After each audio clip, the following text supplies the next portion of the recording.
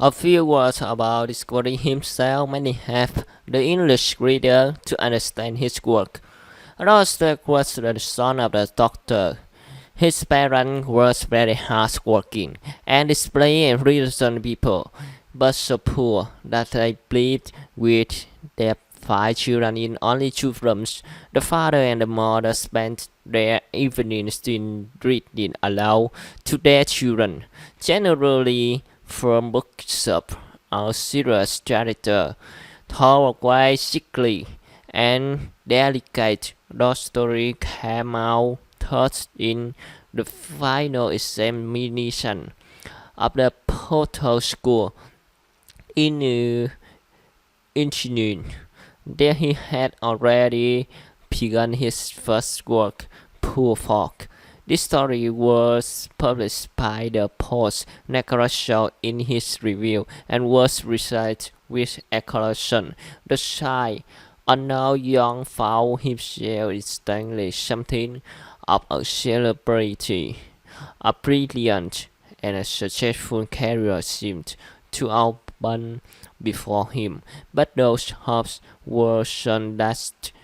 In one eye fortnight, he was arrested.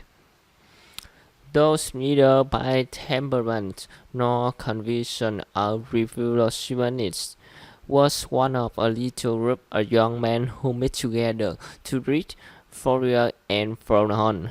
He was accused of taking part in conversation against the consensus, of reading a letter from Billings to Godot, and of clouding the intention to set up a printing press under Nicola, as Mary's parents calls him. This is not, and he was condemned to death.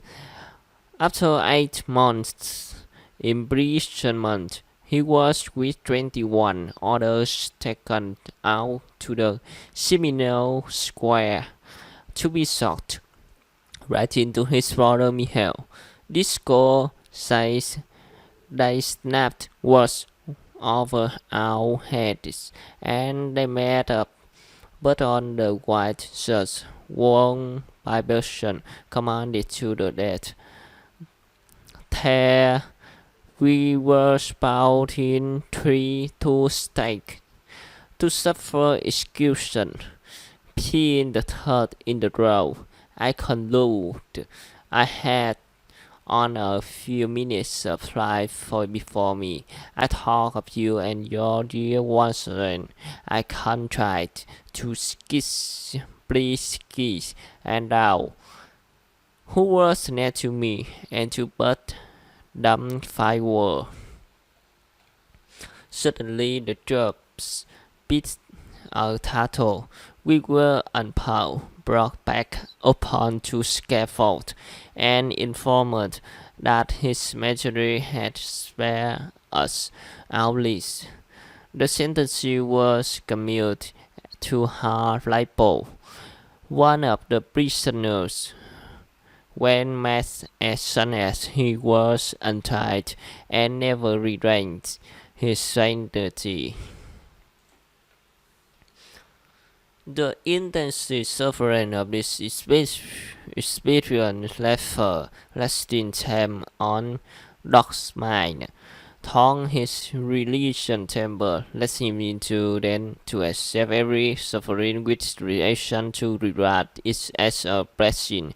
In his outcast, he collected ridicule to the subject in his writings. He described the affluency of the commanded man and insisted on the critically and critically such fortune.